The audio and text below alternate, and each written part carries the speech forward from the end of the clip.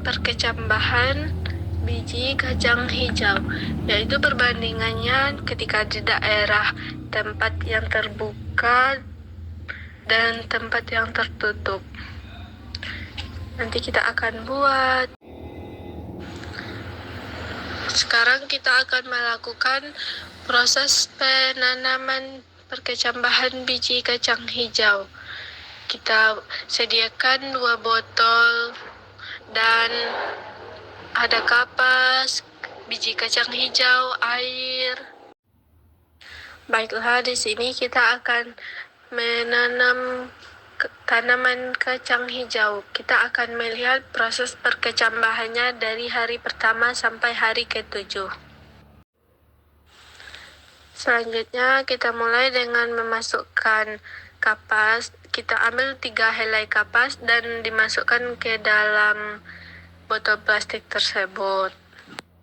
Lalu kapasnya diratakan dengan baik dan benar. Dan di sini maaf ya kurang kompak, soalnya kurang briefing tadi. Lalu diratakan kapasnya di dalam agar di saat kita memasukkan bijinya tidak berdempetan. Kemudian kita mulai untuk meletakkan biji-bijian kacang hijau tersebut. Ambil beberapa biji kacang hijau dan letakkan ke dalam botol plastik tersebut.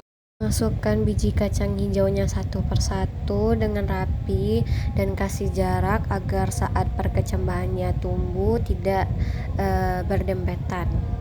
Lalu siram biji kacang hijau yang telah kita masukkan dalam botol tadi dengan air secukupnya atau dengan takaran 2 tutup botol kecil yang kita gunakan tadi, dan pastikan kapas tersebut basah secara merata. A few moments later. Ini adalah penampakan biji kacang hijau ketika hari pertamanya. Sudah ada beberapa di antara biji-biji tersebut yang sudah memiliki tunas. Pada hari kedua sudah banyak juga tunasnya, sudah mulai nampak tunasnya yang lebih panjang dari yang semula. Sudah mulai banyak juga di antara biji-biji tersebut yang bertunas. Dan ini adalah hari ketiga. Sudah mulai lebih panjang ya tunas-tunasnya. Dan dia sudah mulai menjadi lebih besar batang-batang dari tunasnya itu. 4 sudah mulai tinggi batangnya dan sudah mulai muncul daun-daun dari perkecambahannya itu, sudah mulai membentuk daun-daun pucuk. Daun-daunnya sudah melebihi botol banyak, dan hampir setiap kacang hijau itu udah tumbuh tinggi, memiliki daun. Semua udah pada mulai berdaun, berpucuk ya teman-teman. Dan ini selanjutnya adalah pada hari ke-6. Ya, batangnya sudah mulai tinggi sekali, sudah melebihi botol, sudah mulai keluar dari botol, dan daunnya pun sudah mulai nampak jelas. Dan di hari ke-7 sudah sangat panjang batangnya. Batangnya sudah tinggi melebihi botol. Sudah 2 kali dari botolnya, sehingga batangnya menjadi bengkok dan daun-daunnya juga sudah mulai lebih menghijau dari sebelumnya yang masih kuning. Setiap hari kita bisa menyiramnya dengan 2 tutup botol aja ya, jangan banyak-banyak karena ini berada di dalam ruangan. Kalau di dalam ruangan kita harus menyiramnya secara rutin. A few moments later. Baik, ini adalah penampakan pada hari pertama perkecambahan kacang hijau pada luar ruangan. Hari pertama, biji kacang hijau yang direndam dalam air mulai menyerap air, menyebabkan biji membengkak dan kulit biji melunak seperti ada di dalam foto ini. Pada hari kedua, radikula muncul atau kita sebut sebagai akar pertama mulai muncul dari dalam biji, menembus kulit biji dan mulai tumbuh ke bawah mencari sumber air dan nutrisi. Pada hari ketiga, hipokotil memanjang atau disebut dengan batang bawah, mendorong kotiledon daun lembaga keluar dari permukaan tanah seperti dalam video ini.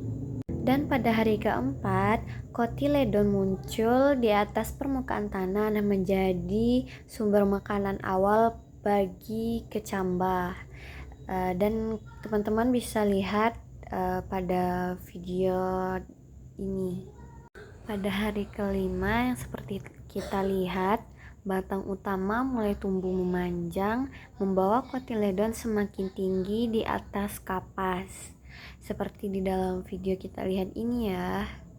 Lalu pada hari keenam, daun pertama muncul yang sebenarnya mulai terbentuk dan muncul di antara kotiledon tersebut.